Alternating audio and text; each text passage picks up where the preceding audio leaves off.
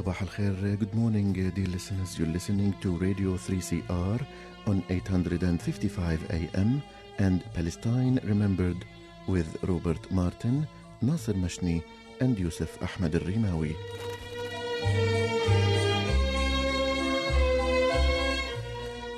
Palestine Remembered is Australia's only English-language radio program that is totally dedicated to Palestine.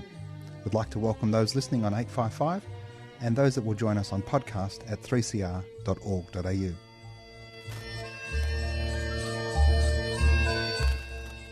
Thanks for joining us. Stay with us and enjoy the episode.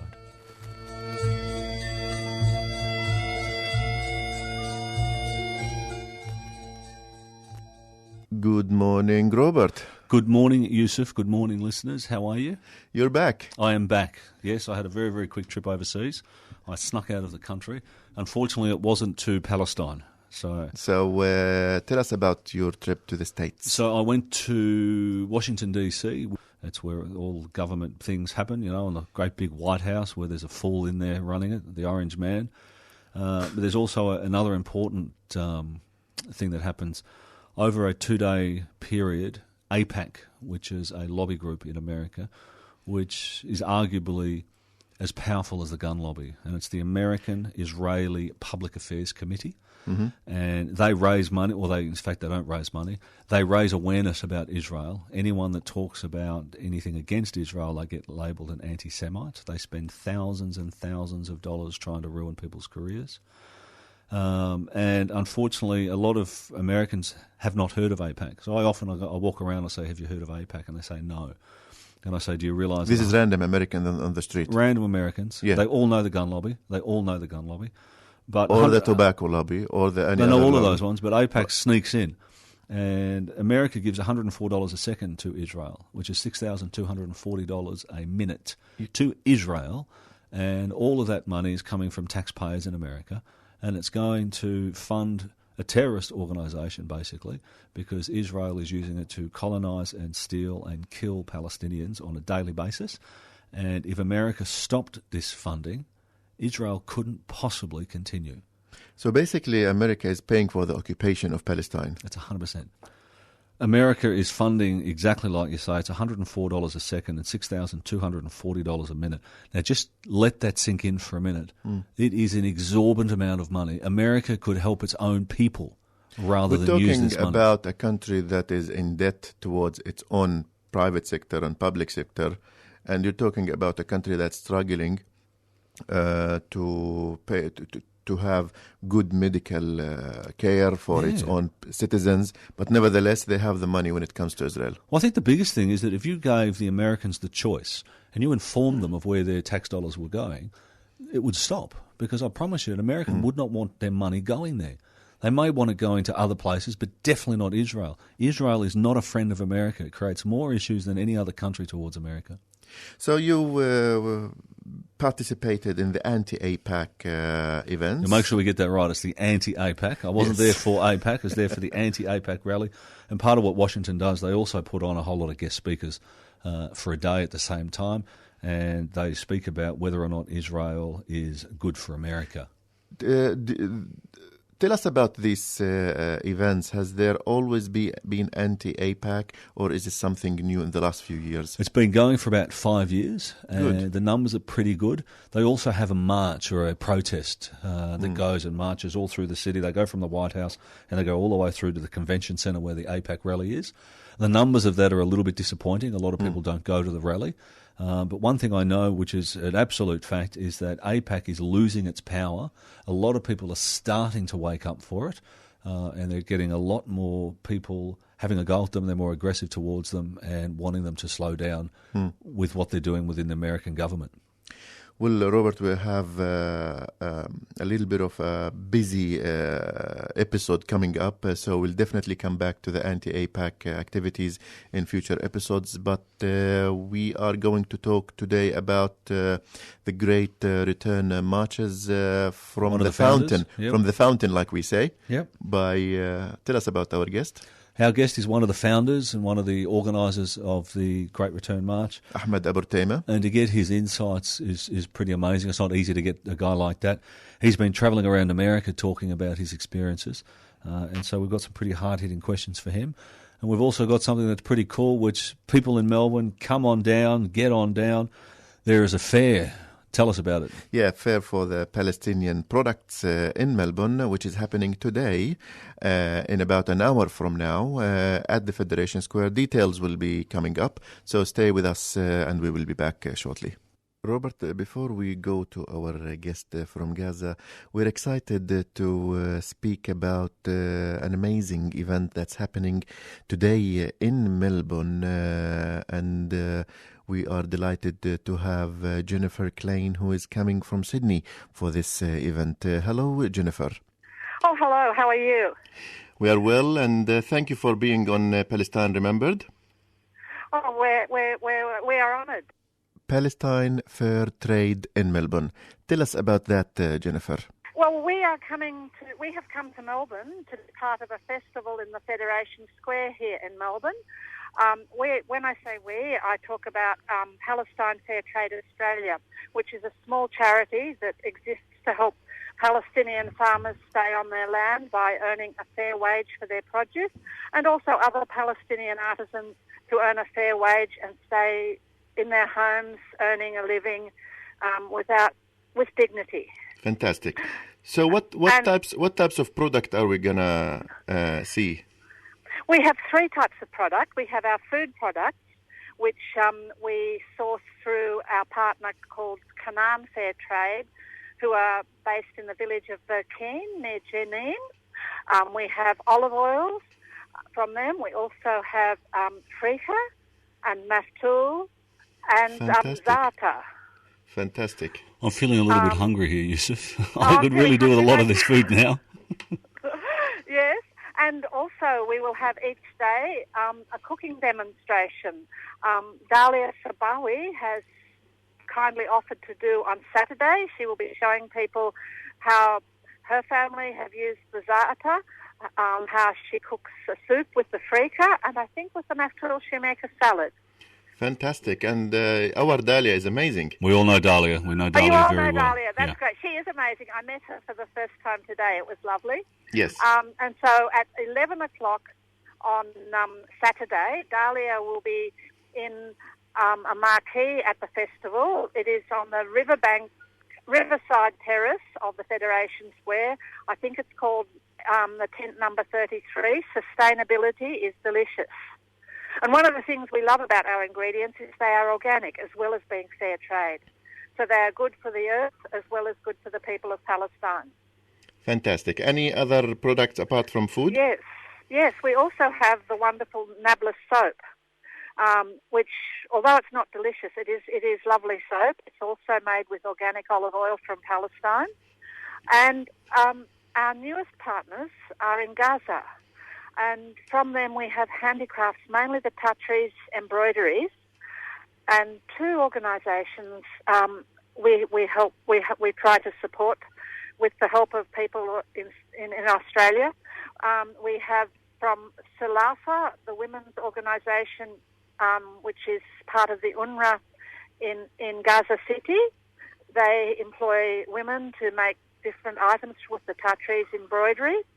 And also, as a teacher, I like this one, is Art for Luna, our children, the school for the deaf children who don't hear well. Fantastic. And the adults are also employed making the products which support the school, which is a lovely circle.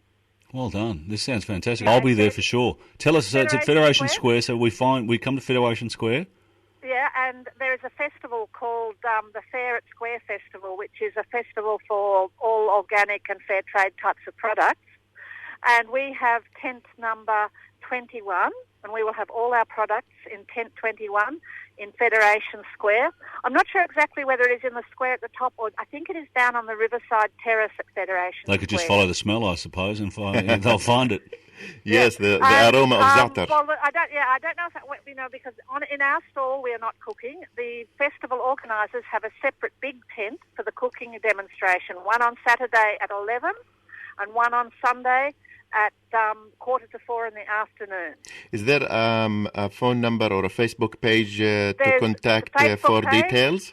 There's a Facebook page, which is Palestine Fair Trade Australia. Palestine Fair Trade Australia. Yes, and if you look on our Facebook page, we've also created an event which is called Palestine Fair Trade in Melbourne. Fantastic. We're very excited. This is our first time in Melbourne. Well, I'm and super so- excited that it's in Melbourne because I'll be down there with my kids and I'm going to probably Oh, pick up great. Yusuf, and Yusuf will be there as well with me. Have you got a little daughter about 6 years old? I do indeed. Because we've got 3 beautiful dresses from Gaza in size 6. It seems like I'm spending some You money better already. have your credit card. Yeah, I better. That sounds wonderful. And we also have lots of other lovely things from Gaza, beautiful cushion covers. In fact, we sold one when we were just advertising the event. Somebody wrote to us, we had a picture on Facebook of one of the cushions and she's bought it already. Fantastic. So we're Yeah. all excited for this amazing event today. I think we start at 10 and we will be there all day until 5 o'clock. There'll be a sea And of then- people coming down. Oh, you get us. That will be wonderful because the other thing is, we sell the products, but nobody in Australia makes any money. We are a registered charity in Australia because all of the money is sent back to buy more products and support more people in Palestine, whether it's the ladies doing the Tartrese embroidery or the ladies who make the maftool in the West Bank or the farmers and their families who produce the olives and the olive oil. We have 8 with us 6 different types of olive oil with us. Fantastic. So we are Thank all you. excited and you have made us hungry already. Thank Good. you very much, Jennifer, for, Thank you for your talking time. We do and appreciate looking it. forward to seeing you. Thank you. That was Jennifer Killen talking to us about Palestine Fair Trade in Melbourne. Do not miss out on this. Go there, enjoy Palestinian food and embroidery and support Palestinian businesses. Yusuf, we're lucky enough to be here with one of the organisers of the Great Return March in Gaza. Yes, Robert, Ahmad Abu Artema. Welcome, Yes. Ahmed. How are you? I'm fine, alhamdulillah. Now, Ahmed, tell us, the Great Return March, how did the idea come up? And do you think it's been successful so far? And what does it mean to the people of Palestine? Yeah, the Great March of Return represents a stream for life. The Palestinians in Gaza, first of all, 70% of the Palestinians in Gaza are refugees. That means their origin, villages and cities are beyond the fence, the Israeli fence, and they have the right, the normal right, and the human right, and the legal right to return to their homes. And they have the United Nations resolution 194 about their return to their homes. So the Palestinian refugees believe in their right to return to their homes. And the Palestinians in Gaza are live in hard conditions, unhuman conditions. Gaza, according to the United Nations reports, is unlivable place in 2020. The Palestinians inside Gaza are without electricity, without jobs, without future, without hope. So the Palestinians decided to protest, to make their voices heard in the world, to say for the world that they want life and nothing but life. This is why the March of Return. The Palestinians in Gaza, from all the political and all the social contents, Palestinians in Gaza decided to participate in the March of Return because they couldn't continue living in the slow death. They cannot live inside the open air prison called Gaza. They protested peacefully and knocked the doors and the wall of the prison and said this is our right. This is our right to liberate from this prison. This is our right to live with dignity, to live as all the peoples in the world live. Why the Palestinians in Gaza organized the March of Return? Because this is their only choice. They have no other choices. Their only choice to say we want life. Their only choice to say we are humans. We want our dignity.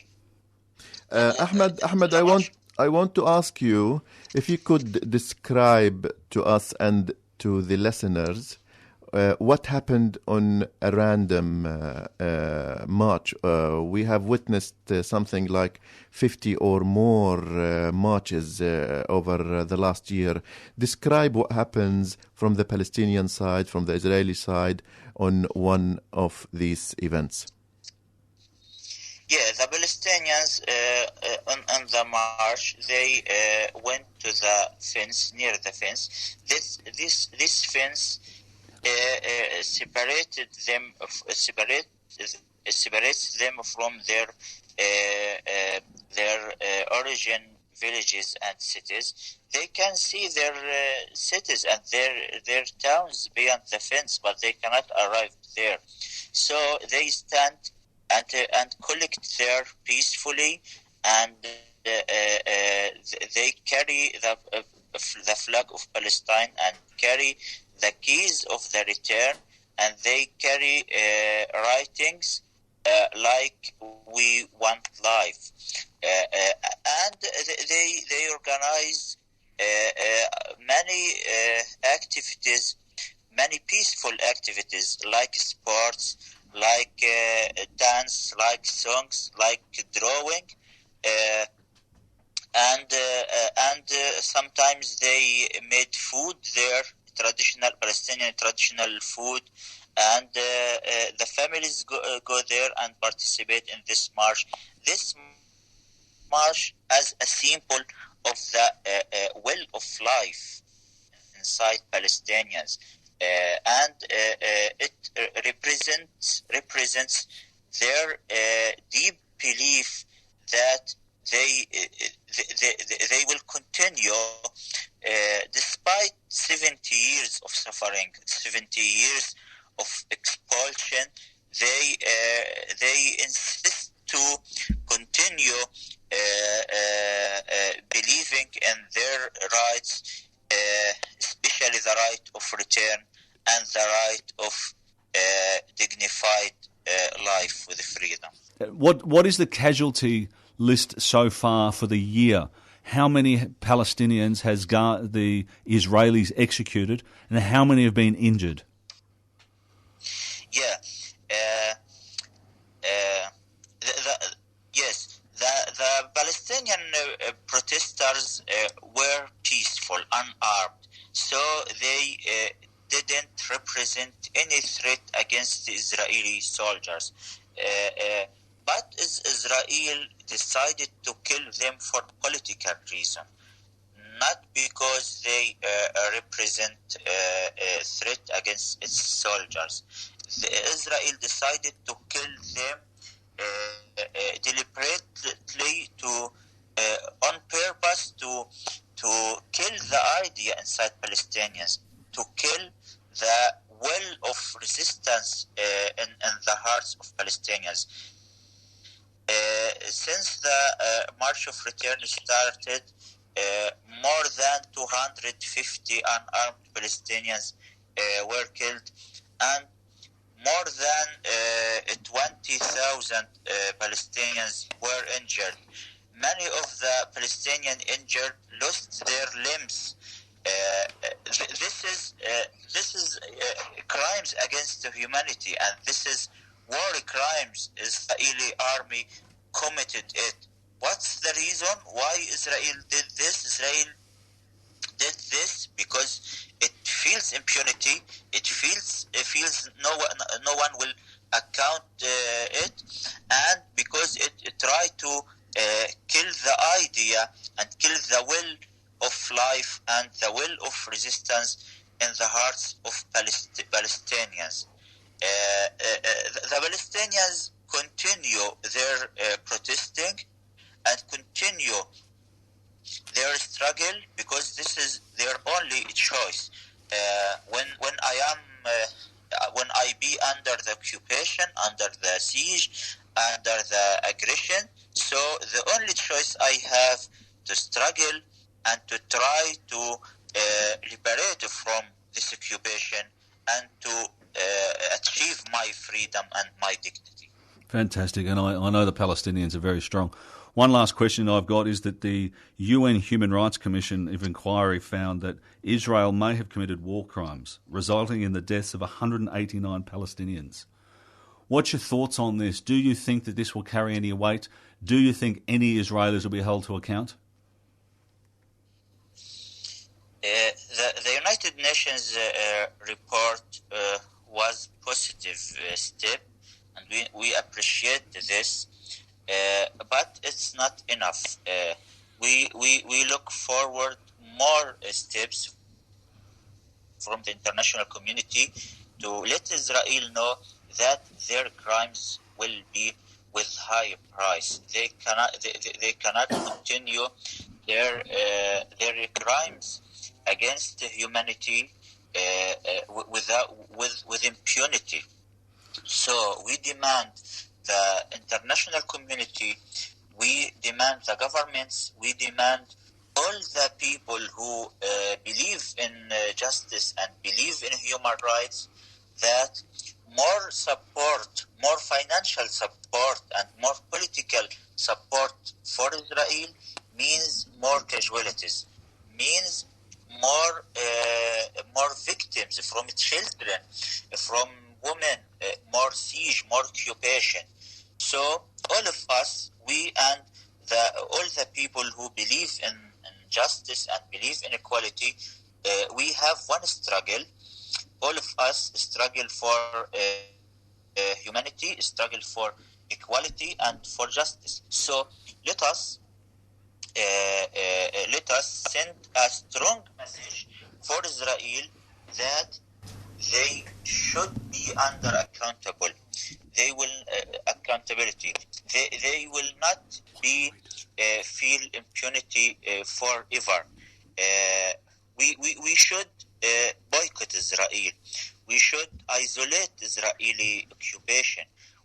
I cannot imagine we are now in the 21st century that there are states based on occupation and based on settlement and expulsion and based on separating other people between walls and between fences. So let us struggle together to liberate all the people, all the humans, to liberate them from occupation, from walls and fences, and make pressure against the governments like the Israeli government who continue committing crimes against humanity to impose them, to stop this, and to liberate all the people, and to create a chance for all the people, including the Palestinian people, to live without occupation, without walls, without fences. Ahmad, I want you to tell us about a martyr or an injured Palestinian you personally know.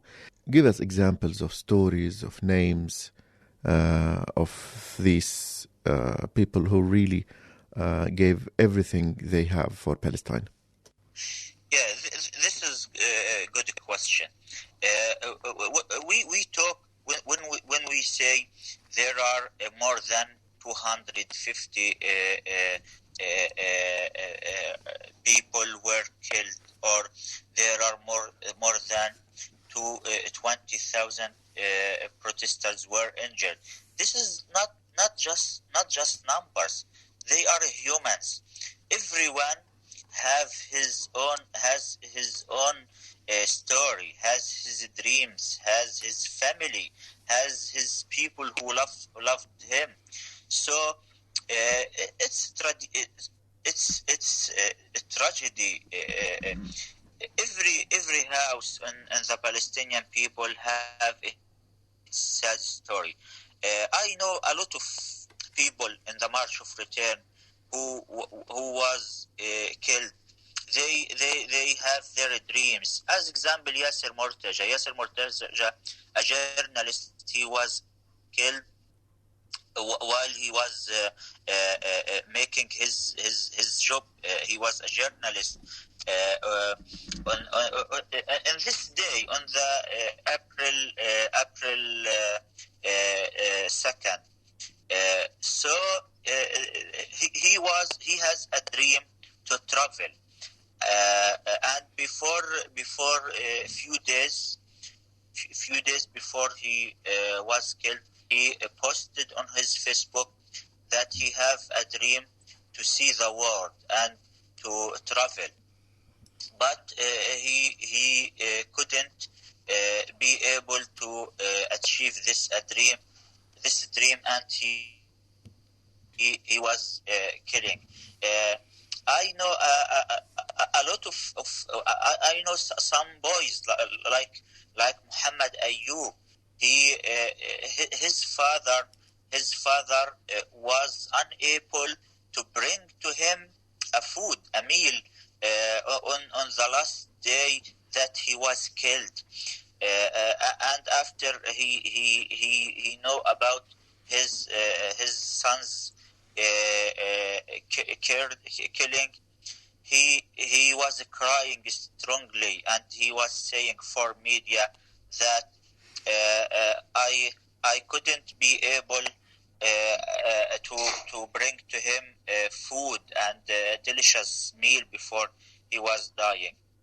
When you speak about 250 people were killed, you speak about 250 stories, 250 humans, and the injured people, hundreds of people who were injured. They lost their dreams, they lost their ability to find work, to find job, and to continue their life normally. So this is what happened are crimes against humanity, and so everyone who believes in humanity must take his role in this struggle and make a pressure against the Israeli occupation to end this suffering for the Palestinian people. Ahmad Abu Artema, one of the members of the organizing committee for the Great Return Marches. Thank you very much for being with us today. Thank you very much. Thank you very much. And before we leave you, there's another exciting Palestinian event happening tomorrow on Sunday, a commemoration of the Palestine Land Day, and it will be in a community center in Brunswick. The address is number 1 Wendell Street, Wendel Street, number 1 Wendell Street in Brunswick, from 5 p.m.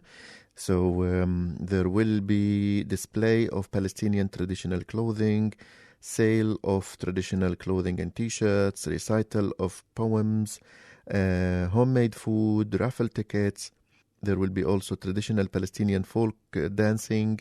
So a day to celebrate the Palestinian culture. Tomorrow, Sunday, address again, number 1 Wendell Street, Brunswick, and entry is free. That's all we have time for this week.